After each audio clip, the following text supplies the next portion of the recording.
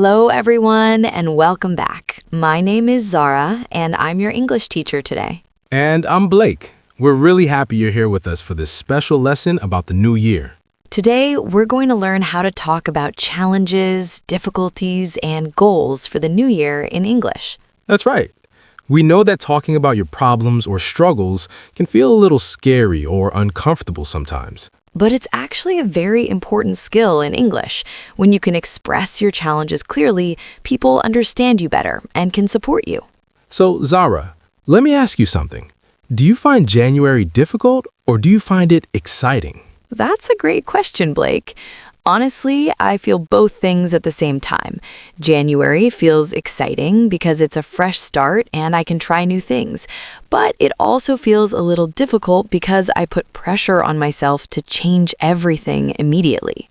I think many people feel exactly the same way. So, in today's lesson, you will learn 3 important things.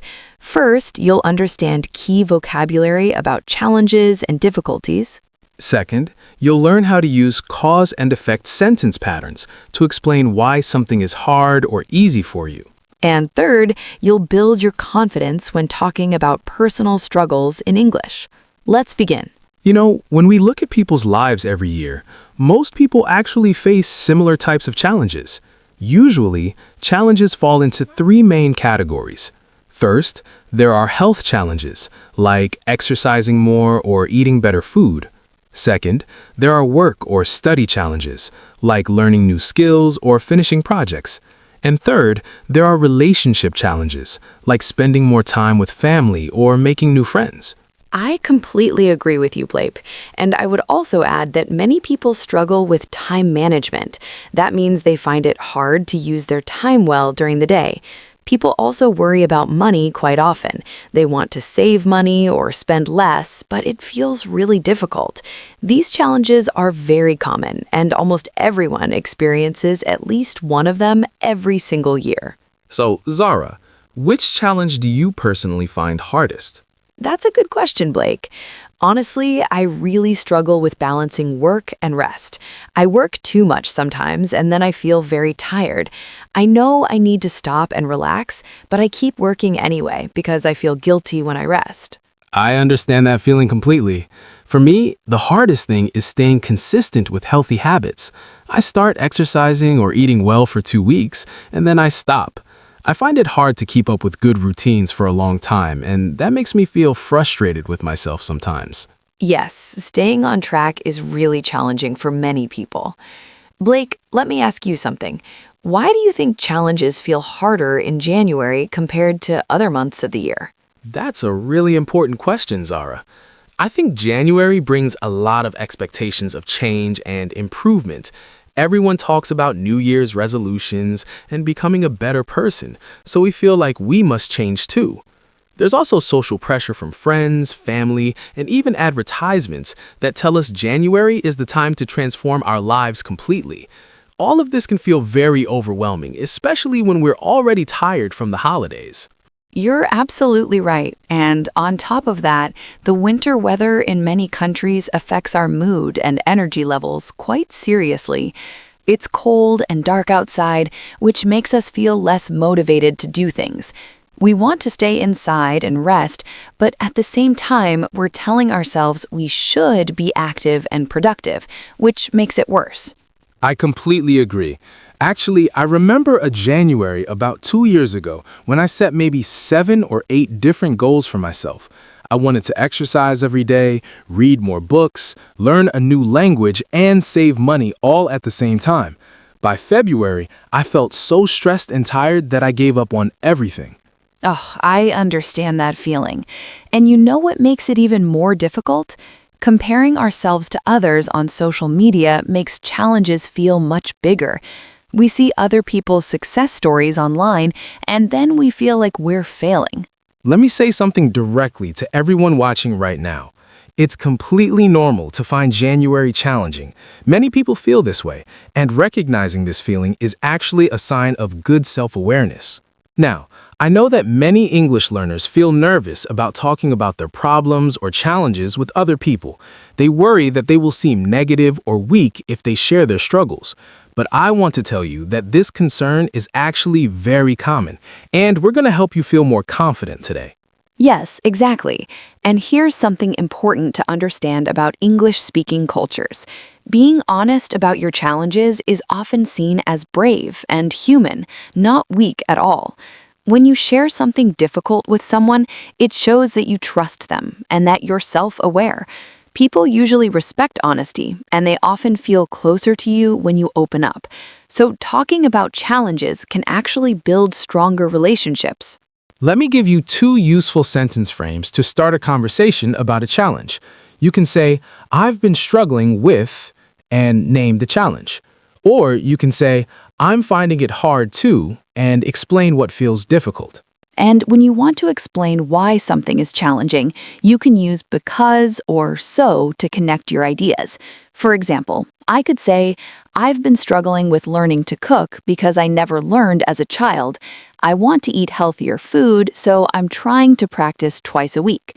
Do you see how that explains both the problem and the reason clearly? That's a perfect example. Another useful pattern is, I want to improve, but this structure shows both honesty and hope at the same time. For example, I want to improve my time management, but I keep getting distracted by my phone. Now let me talk about the other side of this conversation. When someone else shares a challenge with you, how should you respond in English? You can say things like, that sounds tough, or I understand how you feel, or you're doing your best. These phrases show empathy and support without giving direct advice.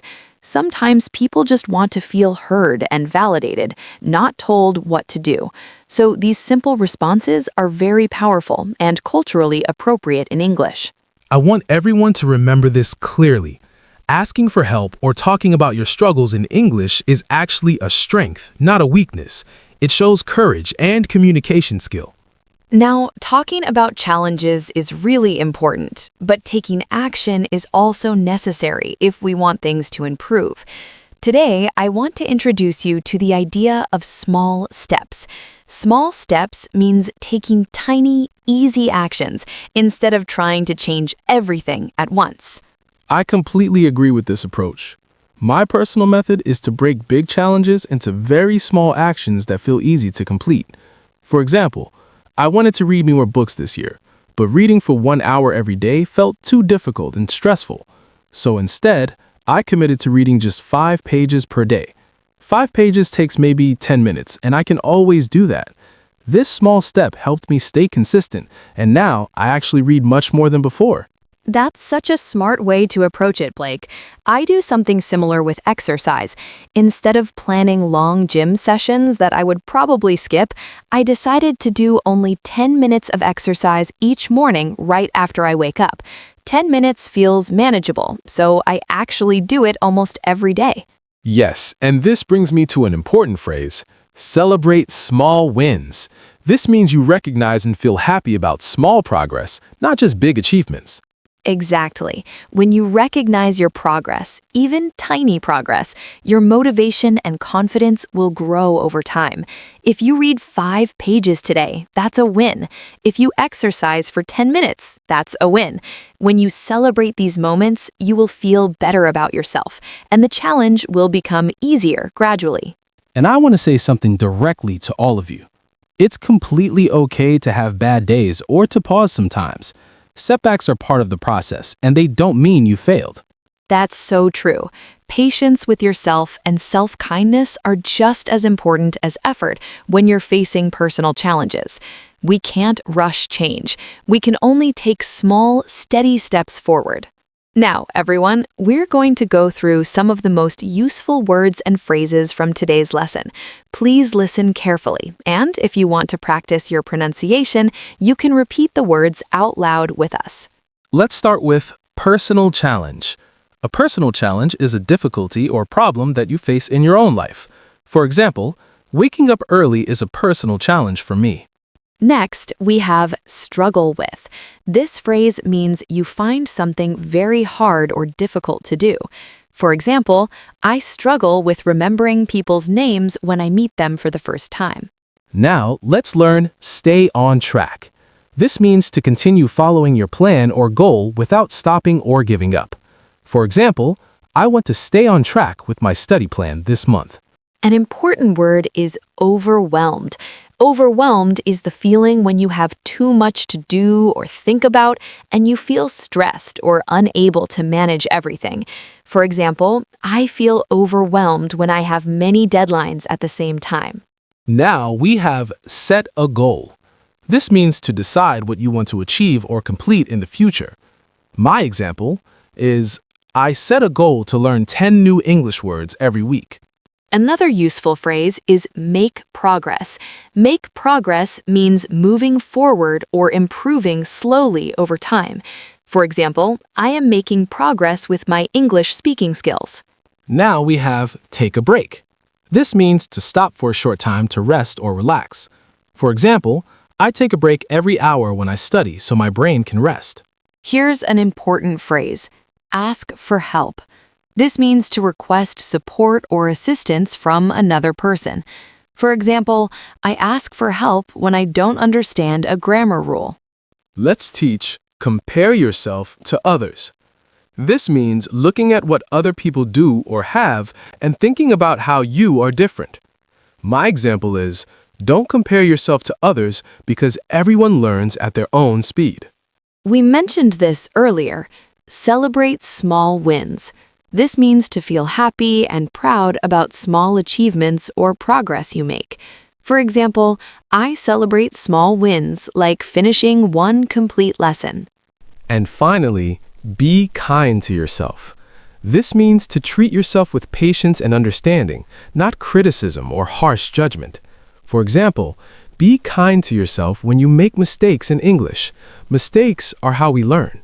You've done excellent work today, everyone. You've learned important vocabulary and sentence patterns for talking about challenges in English. Let me review 3 key sentence patterns from our lesson. First, I've been struggling with. Second, I'm finding it hard to. And third, I want to improve, but... And don't forget the cause and effect language we used today. We used because and so to connect our ideas and explain reasons. For example, I feel tired because I work too much, so I need to rest more. Let me also highlight 3 of the most important vocabulary words from today. Overwhelmed means feeling stressed when you have too much to handle. Make progress means improving slowly over time. And celebrate small wins means feeling proud of small achievements. I want you to remember that talking about challenges is completely normal, healthy, and human. Using English to express difficult feelings is actually a very powerful skill. When you can talk about your struggles clearly, you help yourself and you connect with others more deeply. We are really proud of you for completing this lesson today. With practice, these phrases will feel natural and easy for you to use. Now it's time for our question of the day. This is your chance to practice in English and to connect with other learners in the comments below.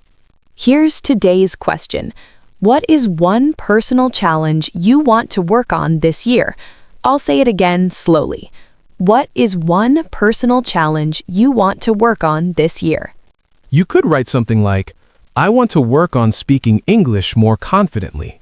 Or you could write, I want to improve my time management skills. Or keep it simple and say, I want to exercise more regularly.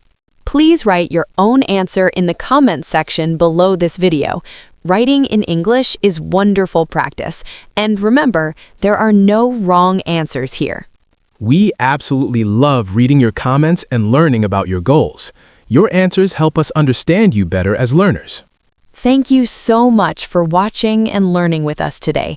We really appreciate your time and your effort. If you enjoyed this lesson, you can support our channel by clicking the like button down below. This small action helps other English learners find this video too. And if you subscribe to our channel, you'll receive new English lessons every week. This is a great way to stay consistent with your English practice. You can also share this video with a friend who is learning English.